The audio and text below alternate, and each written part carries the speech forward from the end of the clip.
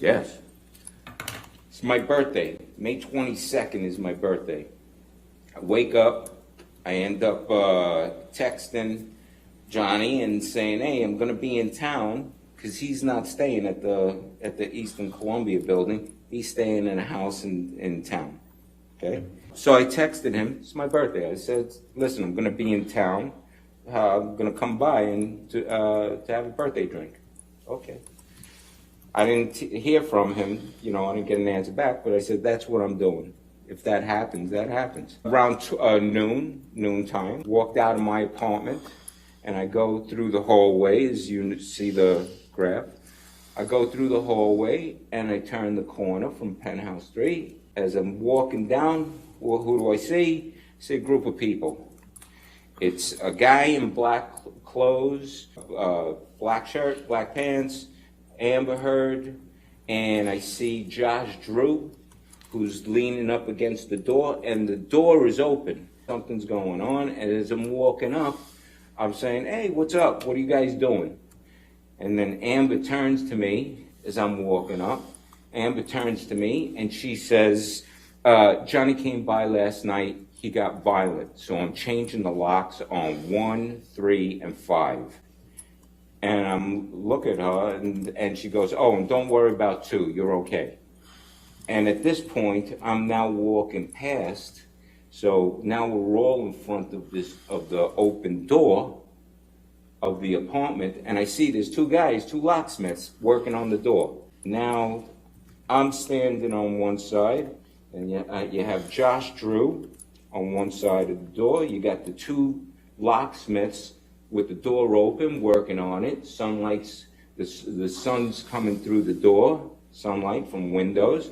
And then Amber in front of me, and there's the security guy, but 2 feet away from each other, talking. She says, oh, and this is a security guard that I got who's going to be hanging around. She introduced me to him, and I shook his hand. He gave me a card, which I lost. I'm kind of taking this in and going, and I said, wait, what happened? What's going on? At that point, Josh Drew looks at me and gives me the high sign. Hey, follow me. I'll tell you in private. Like I said, I'm 2 feet. There's lights in the hallway. We're standing in an open doorway that the wall is all windows. Sunlight's coming through. You could operate in this light. There's that much light. Did you notice any marks on her face when you were speaking with her? No. Did you see any bruises? No. Did you see any redness? No. Did you notice any swelling? No. Did it look like Ms. Heard was wearing any makeup? No. Had you seen her wearing makeup before? Yeah. And you had seen her not wearing makeup before? Yeah. We left the apartment, walking back towards Penthouse 1, and as I'm walking back, I say to Amber, he hit you? And she goes, yeah, he threw a phone at me and hit me. And I'm looking, because I had just seen her 2 feet away, and I'm going, where? She puts her head out. She puts her face out like that for me to look at the right side of her face.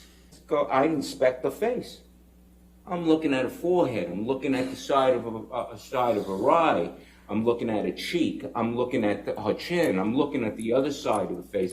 I'm looking at the whole thing. And I don't see anything. I don't see anything I don't see a cut, a bruise, swelling, redness. It's just Amber's face. So I'm not seeing anything. I back up and I'm making a joke. Well, I don't see anything, but maybe all the beauty from one side of your face to the other side of the face is outshining everything, so I can't see anything. And she's laughed and she's, smiled.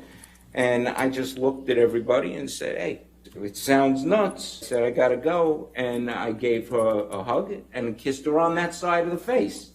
Kissed her on that side of the face. And then I left. Said goodbye. What was her reaction when you kissed her on that side of the face? Nothing. Did she flinch? No.